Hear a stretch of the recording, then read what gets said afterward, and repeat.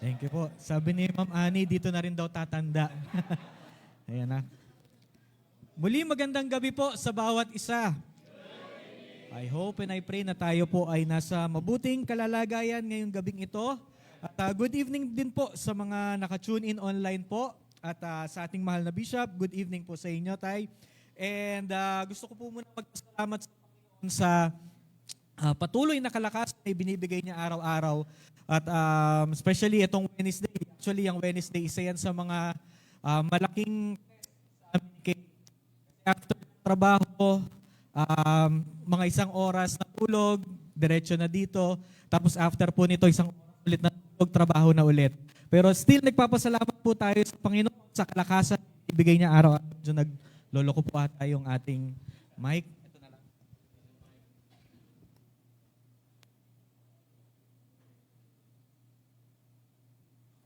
Sound check. Yan po. Nagpapasalamat po tayo sa Panginoon sa kalakasan na ibinibigay niya araw-araw at ganoon din po sa aming Caitlin. And nagpapasalamat din po tayo sa Panginoon sa patuloy na provision na ibinibigay niya sa amin sa araw-araw sa pangangailangan. And nagpapasalamat din po tayo, of course, sa ating mahal na Bishop, sa ating Pastor Ronald, sa patuloy na pribilehiyo na ipinagkakaloob niya upang makatayo po dito sa pulpito. And of course, hindi po natin makakalimutan ang ating mahal na Pastor Eni, yung kanyang pagtuturo, yung kanyang legacy. And this evening po, allow me to share this message na maiksi lamang po pero nawa po ay maging encouragement, maging challenge, maging paalala at magkaroon po tayo ng self-assessment. Katulad nga po ng kanta natin kanina, Search Me, O God. Buksan po natin yung ating Biblia in Matthew chapter 27 verses 1 to 5. Matthew chapter 27 verses 1 to 5. Ito po ay very familiar story, very familiar text at marami na rin po tayong mensahe na napakinggan po mula po sa talatang ito or sa text na ito. Kung nakita nyo na po, please say amen. Mukhang hindi pa po, yung iba medyo hinahanap pa. Kung nakita nyo na po, please say amen. Ayan po, maganda po, sabay-sabay po natin itong basahin ng malinaw at may pagkakaunawa po ang verses 1 to 5. Siguro po ang gawin po natin, ako po sa verse 1, kayo po sa verse 2 hanggang sa magtagpo po tayo in verse 5. Sabi po ng talata in Matthew chapter 27 verse 1, when the morning was come, all the chief priests and elders of the people took counsel against Jesus to put him to death.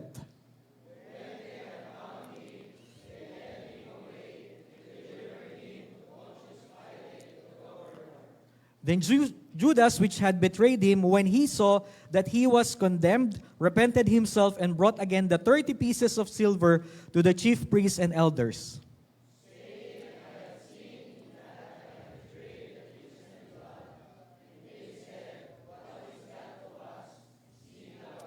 In verse 5, sabay-sabay po nating basahin. Ready, begin. And he cast down the pieces of silver in the temple and departed and went and hung himself. Purihin po ang Panginoon sa pagkakabasa ng kanyang salita. Tayo po muna ay manalangin. Ama naming Diyos na dakila sa lahat, kami po, Panginoon, ay nagpapasalamat sa pagkakataon, sa pribileyo, Panginoon, na kami po ay malaya na makapag-aral ng inyong salita, Panginoon. Akin pong inilalapit, Panginoon, sa inyo ang aking sarili.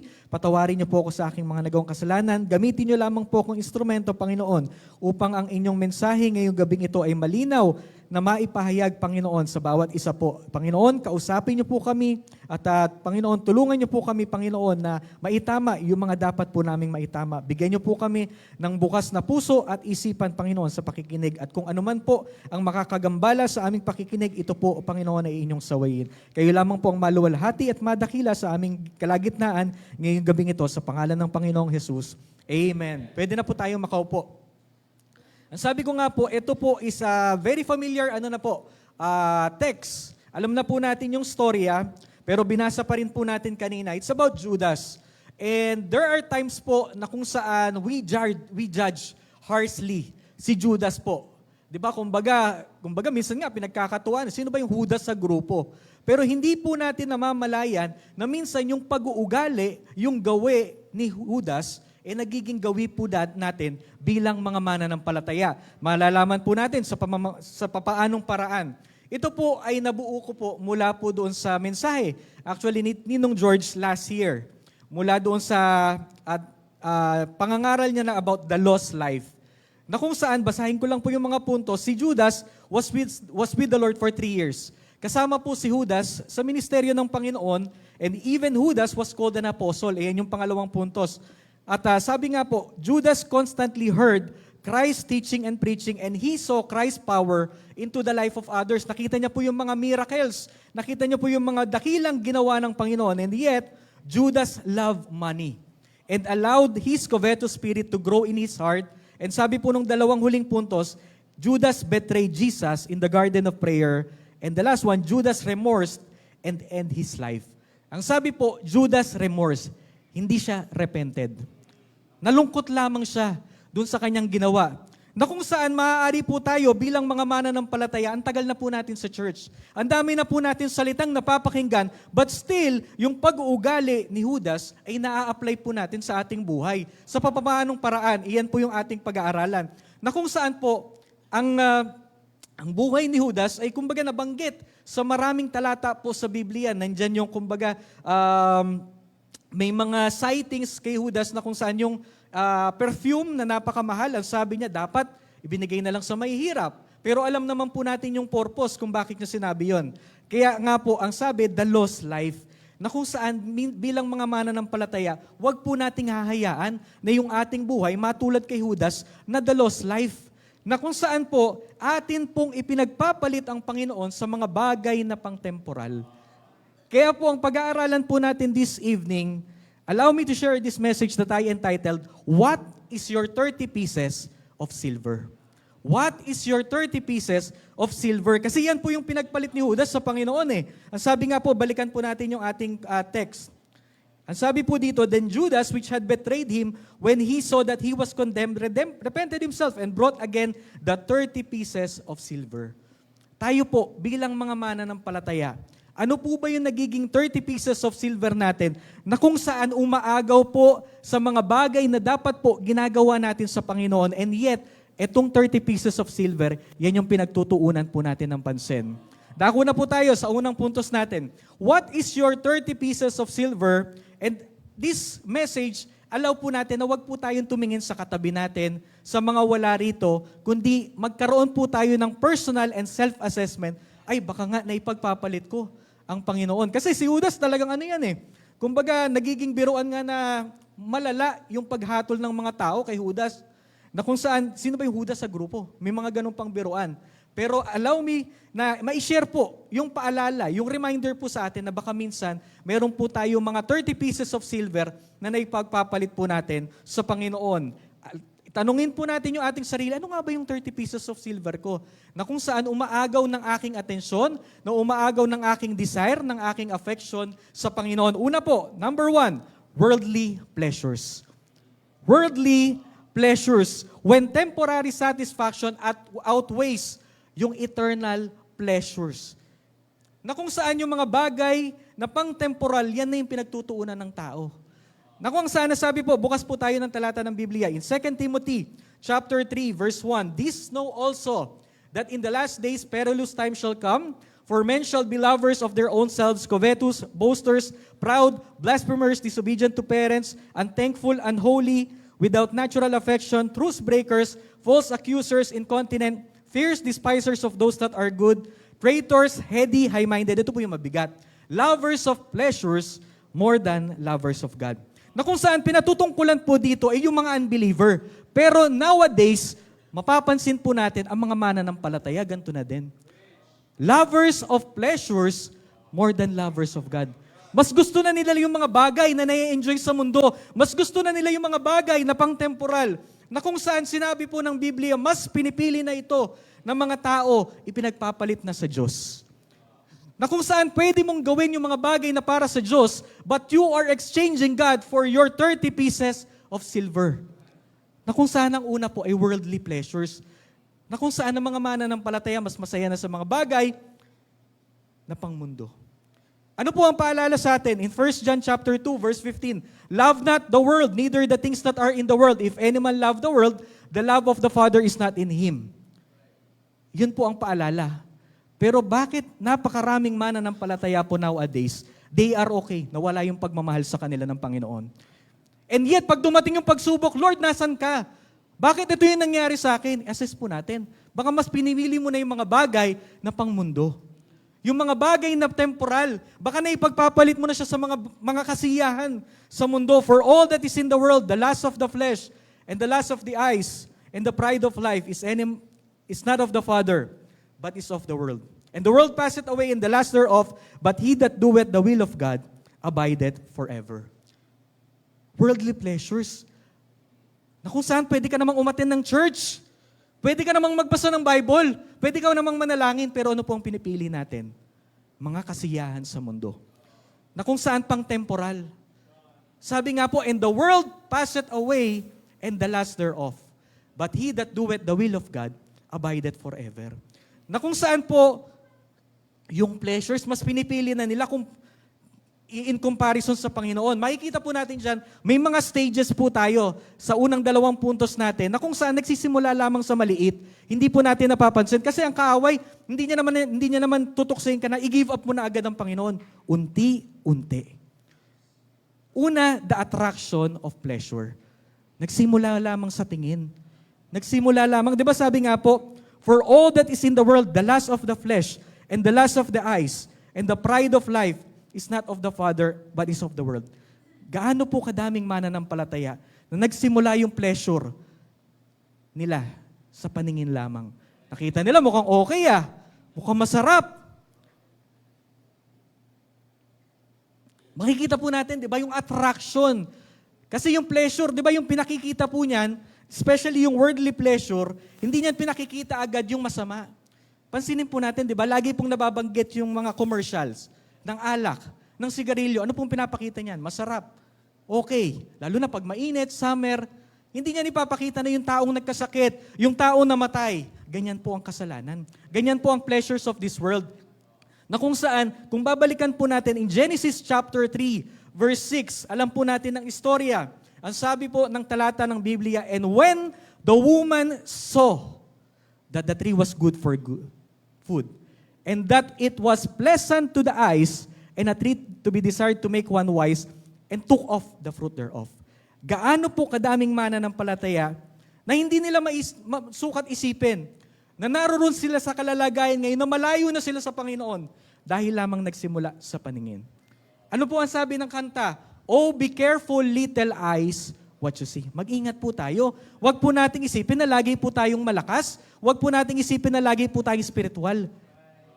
Be careful, little eyes, what you see. Ano pa po yun? Be careful, little ears, what you hear. Be careful, little tongue, what you say. Be careful, little hands, what you do. O be careful, little feet, where you go. O be careful, little heart, whom you trust. Sa bawat aspeto po ng buhay natin, bilang mga mananampalataya, maging maingat po tayo. Baka nagiging katulad na din po tayo ni Judas, na ipinagpalit ang Panginoon sa 30 pieces of silver. Sa papaanong paraan? Sa worldly pleasures. Sabi nga po, nagsimula po yan sa attraction. Pangalawa, ito na, the addiction to pleasure. Ay, okay, masarap.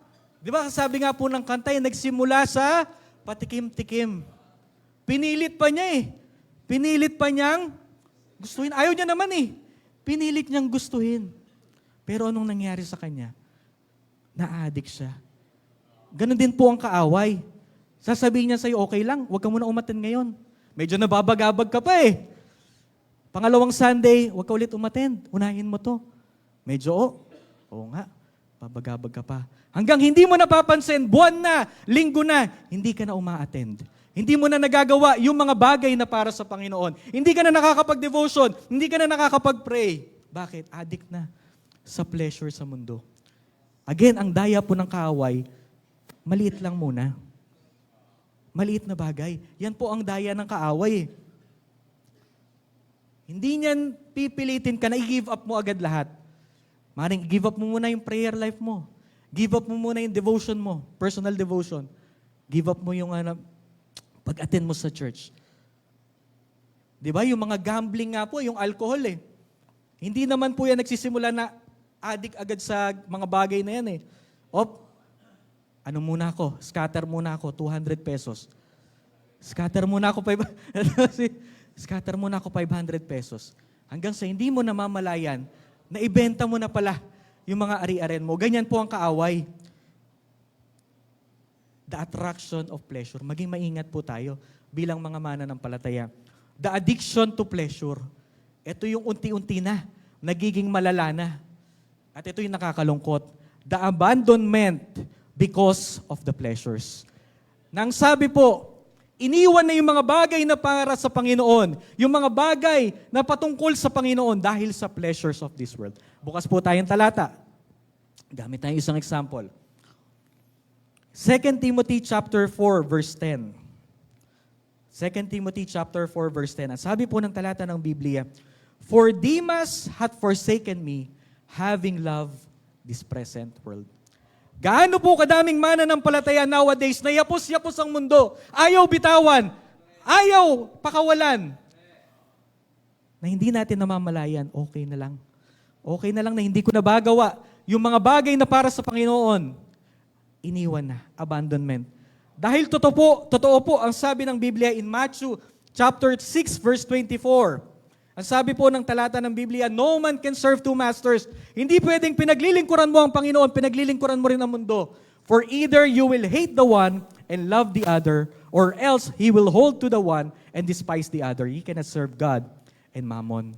Hindi pwedeng naglilingkod po tayo sa Panginoon at yapos-yapos natin ang mundo, ang mga bagay na pangmundo. Either iiwan natin ang Panginoon or iiwan natin yung mga pleasures na yan. Nowadays, nakakalungkot po sa mga huling panahon, ang mga mananampalataya na dapat ine-expect ng Panginoon because of all the blessings, because of all the favor, dapat siya yung pinipili. Pero nowadays, ano po? Pleasures. Na kung saan pang temporal, ang sabi ng talata ng Biblia. Ang sabi po, in Luke chapter 8 verse 11, basahin po natin. Now, the parable is this: the seed is the word of God. Those by the wayside are they that hear, then cometh the devil and taketh away the word out of their hearts, lest they should believe and be saved. They on the rock, sabi po ng verse 13, are they which they hear, receive the word with joy, and these have no root. Nung una, okay pa eh. Ang ganda pa ng reception, sabi nga po nung pangangaral eh. Yung response, ang ganda pa eh, but no root.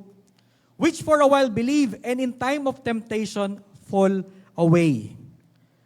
At sabi po ng verse 14, and that which fell among thorns are they which, when they have heard, go forth and are choked with cares and riches and pleasures of this life. Self-assessment po tayo, mga mananampalataya. Kapatid, mga minamahal, naipagpapalit po ba natin ang Panginoon sa mga worldly pleasures? Mas nag-e-enjoy na ba tayo sa mga bagay na pangmundo kumpara sa mga bagay na para sa Panginoon? It is very ironic po na mananampalataya ka, nagkiklaim ka ng panlangit, pero yung kasiyahan mo, yung pleasure mo, puro panlupa. Very ironic po yun. Hindi po nararapat sa mananampalataya po yun. Maiintindihan po natin yung mga unbelievers na nag-e-enjoy sila sa kasiyahan dito sa lupa at wala silang kagana-gana sa mga bagay na para sa Panginoon. Bakit? Pang dito sila eh. Pero kung ikaw nag-claim ka na mananampalataya ka at ayaw mo ang mga bagay na panlangit, kinatatamaran mo, kinaiinisan mo ang mga bagay na panlangit, ay questionable po. Kasi ang sabi po ng Biblia, if ye then be risen with Christ, seek those things which are above, where Christ seated on the right hand of God. Worldly pleasures, baka naipagpapalit po natin ang Panginoon. Now, kung hindi mo naipagpapalit ang Panginoon sa worldly pleasures, baka sa pangalawa. Ano po yung pangalawa? Wicked practices. Wicked practices. The danger of tolerated and unconfessed sin. Mga bagay na bilang mananampalataya ninonormalize ng mga Kristiyano. Ang mabuhay sa kasalanan dati tinatago pa. Ngayon normal na lang. Actually, proud pa nga sila eh. Naisahan ko kayo kasi kayo nasa church. Ako nandito sa kalayawan. Ako nandito sa kasalanan. What is your 30 pieces of silver? It can be career, it can be control, it can be cares of this world. And ito yung nakakalungkot, kasalanan. Baka yan na yung mga bagay na ipagpapalit mo sa Panginoon. In Romans chapter 12 verse 1, katulad nga po ng ating palaging binabanggit, nire-recite. I beseech you, therefore, brethren, kaya nga mga kapatid, ipinamamanhik ko sa inyo, alang-alang sa mga kahabagan ng Diyos na inyong iharap ang inyong mga katawan na isang haing buhay banal, nakaaya-aya sa Diyos, na siya ninyong katampatang pagsamba. Mga kapatid, mga minamahal, baka hanggang recitation na lang tayo. Baka hindi na po natin na ipapamuhay. Baka sanay na lamang tayo na every service, binabanggit natin ito. Pero in reality po, sa buhay po natin, nabubuhay po ba tayo ng banal, ng tapat, at kaaya-aya sa Panginoon? Wicked practices po. Baka na ipagpapalit natin, maaring ginajudge natin, si Judas, grabe, pinagpalit niya ang Panginoon para lamang sa 30 pieces of silver. How about you? Pinagpapalit niyo po ba ang Panginoon? Pinagpapalit ba natin ang Panginoon sa worldly pleasures, sa wicked practices? Stages po ng wicked practices. Una, the concealment of sin. Tinatago pa. Medyo nahihiya pa. Ay, baka makita ako ni pastor. Baka makita ako ng mga kapatiran. Baka makakita ako ni brother ganto. Tinatago pa. Tandaan po natin in Proverbs chapter 15 verse 3, the eyes of the Lord are in every place, beholding the evil and the good. Maaaring hindi ka nakikita ni pastor, ni bishop, ng mga preachers, ng mga mananampalataya, pero tandaan po natin, lagi at lagi po tayong nakikita ng Panginoon. Saan man tayo naroon, maaaring lumayo man tayo dito sa Carolina, lumayo man tayo ng lugar, saan man tayo naroon, nakikita po tayo ng Panginoon. Minsan po kasi yun yung nawawaglit natin eh. Bilang mga mananampalataya, ay wala naman nakakakita sa akin. Tago ko na lang to. Okay lang ito.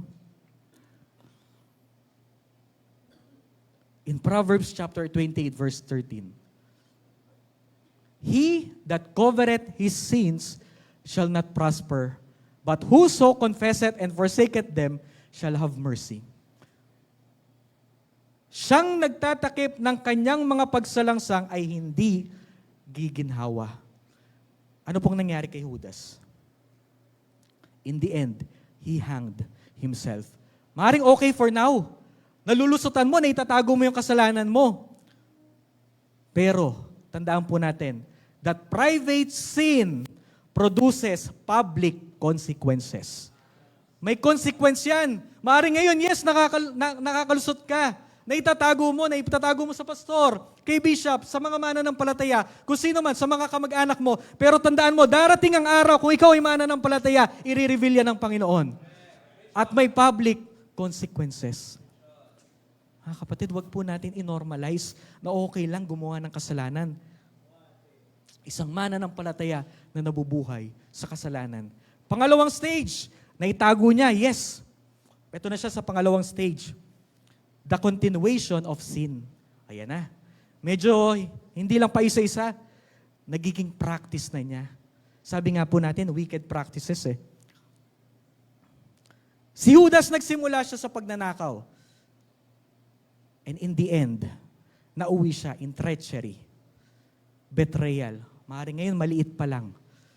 Pero pag paulit at paulit mong ginagawa ang kasalanan, lumalaki yan. And sabi nga po ng talata ng Biblia, make sure your sin will find you out. Maaaring ngayon, walang consequence. Ay okay lang, paulit-ulit kong gawin.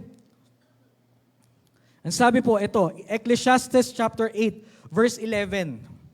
Ito yung isa sa mga realizations ni Haring Solomon. Isa sa, sabihin natin, pinakamahusay na tao in terms of wisdom. In verse 11, because sentence against an evil work is not executed speedily, therefore the heart of the sons of men is fully set in them to do evil. Wala namang pagpapalo eh. Pero yun yung nakakakaba. Walang pagpapalo. Nabubuhay ka sa kasalanan, and yet, walang pagpapalo. Okay lang. Sabi dyan, kasi wala naman eh.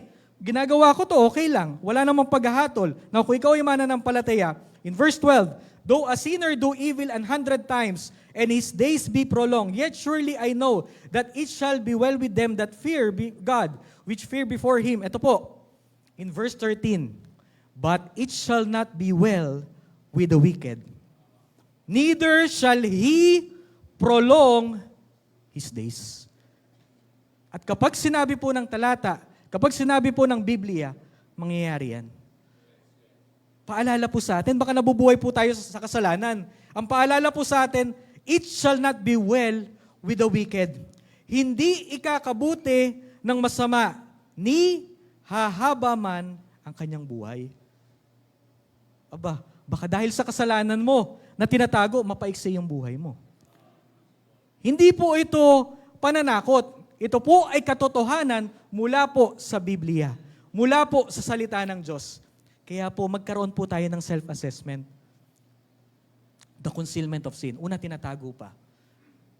At nung tinatago niya, ay okay naman. Nakakalusot naman. Pinagpatuloy niya. And ito yung nakakalungkot. The control of sin. Nakokontrol na siya. Hindi na siya malinaw mag-isip. Sin eventually dominates his will. Yung mga bagay na para sa Panginoon, wala na siyang pakialam. Bakit? Lulong na siya sa kasalanan. Kontrolado na siya. Ang sabi po, Luke chapter 22, verse 3. Luke chapter 22, verse 3. Hilingan ko po na inyo po itong basahin in Luke chapter 22, verse 3 hanggang 6. Ready, begin.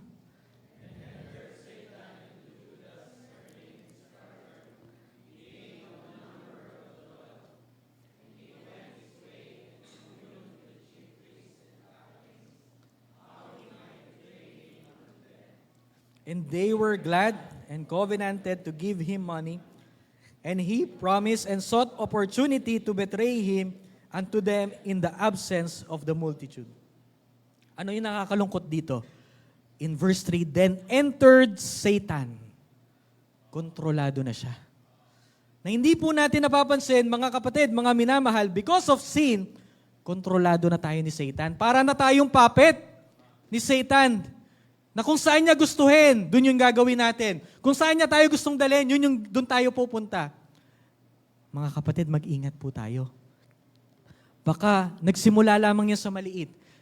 Tinatago pa, concealment. Pangalawa, pinagpapatuloy na, okay na, practice na siya. Ang ikatlo, baka nakokontrol na tayo. In John chapter 8, verse 34, ang sabi po ng talata ng Biblia, Jesus answered them, verily, verily, I say unto you, whosoever committed sin is the servant of sin. Baka alipin na po tayo ng kasalanan. Baka nakakontrol na po tayo ng kasalanan. Minsan sinasabi natin sa sarili natin, ay titigil na ako next week. Pero even until now, ginagawa pa rin. Bakit? Kontrolado na po siya ng kasalanan. Maring ginudge natin si Judas, pero not knowingly sa buhay po natin, we have these worldly pleasures na ipinagpapalit po natin ng Panginoon para sa mga pleasure na pangmundo. Hindi po natin napapansin na naipagpapalit na natin ng Panginoon sa mga wicked practices. And ikatlo and last point. Nandiyan pa po ba kayo mga kapatid? Katulad ng sabi lagi ni Pastor Ronald, nandiyan pa po ba kayo? Ikatlo and last, wrong priorities. Dito po yung nakakalungkot. Option na lamang ang Panginoon. A-attend ako next week, a-attend ako sa linggo. Siguro pwede naman kung wala akong gagawin. Wrong priorities. Kapag ito po, ito na yung pinaka-last stage, na kung saan yung puso niya malayo na sa Panginoon. Na kung saan yung Panginoon para sa Kanya, negotiable na lang. Kasi sa trabaho po namin, meron kaming tinatawag na mga non-negotiable agreement.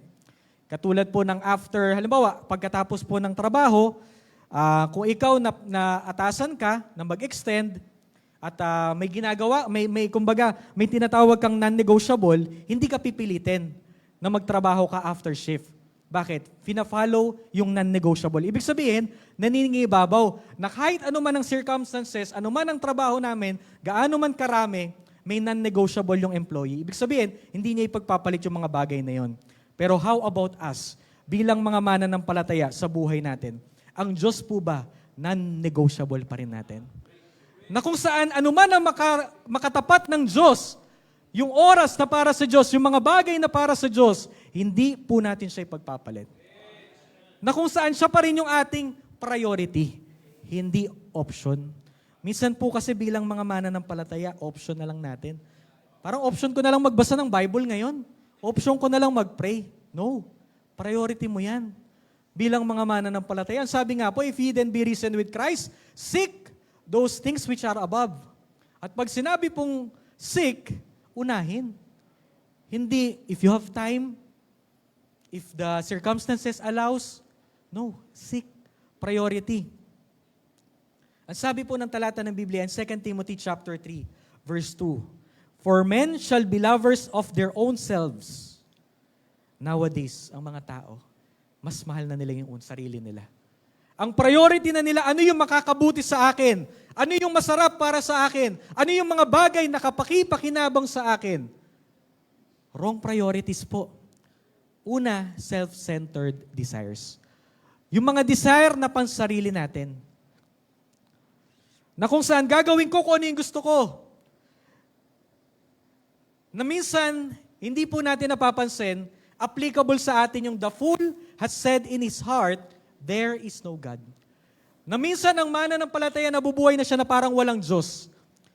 Na para siyang walang Panginoon sa buhay niya. Di ba nga po, in terms of hierarchy, pag sinabing Panginoon, kung may ginagawa ka, ikaw ay servant, inutusan ka ng amo mo, titigil mo yan eh. Kapag sinabi ng amo mo, gawin mo to, gagawin mo. Pero bakit po, sa hierarchy natin, in terms of a lordship, at tayo bilang mga servant, parang option na lang natin ang sumunod. Ay pag hindi ko feel, hindi ako a-attend. Kapag hindi ko feel, hindi ako magbabasa ng Bible. Kapag hindi ko feel, hindi ako mananalangin. Kapag hindi ko feel, hindi ko gagawin yung mga bagay na para sa Panginoon. Mas nakatuon na siya. Romans chapter 8 verse 5. Ang sabi po dyan, for they that are after the flesh do mind the things of the flesh, but they that are after the Spirit, the things of the Spirit. Question po sa atin, self-assessment po.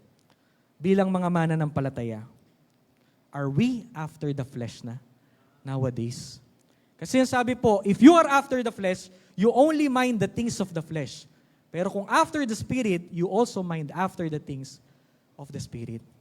Self-centered desires. Huwag po nating hahayaan na yung mga sarili nating kagustuhan, ito na yung kumokontrol sa atin kumpara sa mga bagay na dapat po para sa Panginoon.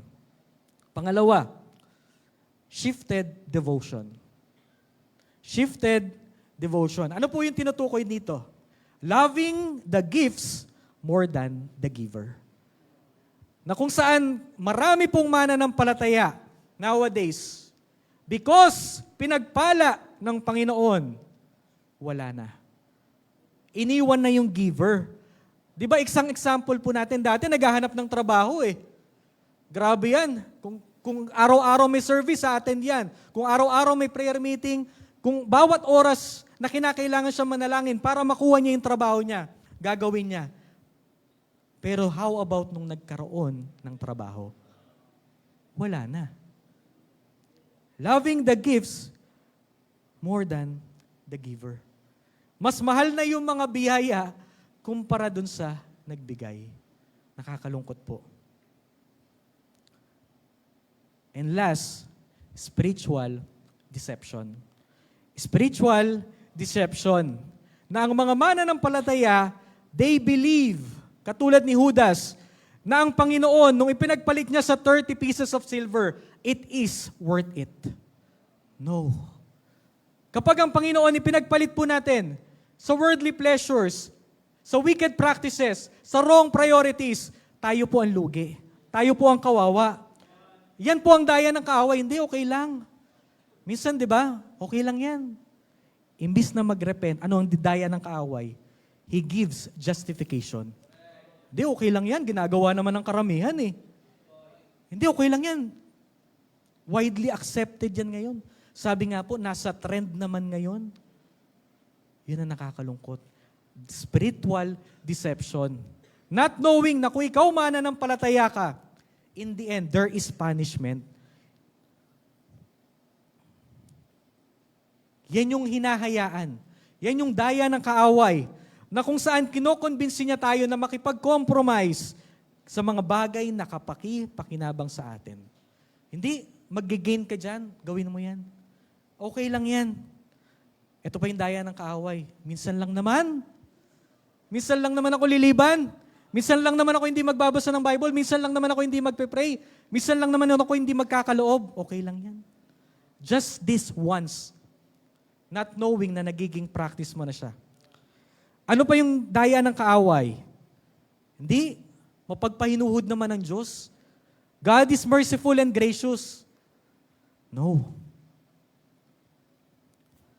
He is merciful and gracious, yes. Pero wag po natin gawing itong pribilehiyo upang tayo po ay mabuhay sa kasalanan. And yung huli, mistaking regret for repentance. Na kung saan, nalungkot siya eh. Pero it did not bring him back to Christ. Yan po yung daya ng kaaway. Na yes, maaaring you are exchanging God for 30 pieces of silver. Pero ang naging reception po natin, ang naging response natin, this evening, nalungkot lang tayo. Ay, oo nga, no? Ganun pala yung ginagawa ko. Ang pinaka-naisin po ng Panginoon, let us humble down ourselves to God. Na Lord, nagkamali ako. Instead of, Lord, okay lang naman eh. You give justification sa Panginoon sa mga bagay na ginagawa mo na naipagpapalit mo siya. Huwag po tayong magbigay ng justification. Let us have that repentance. Ano po yung repentance? Hindi yung hihingi ka lang ng tawad ngayon.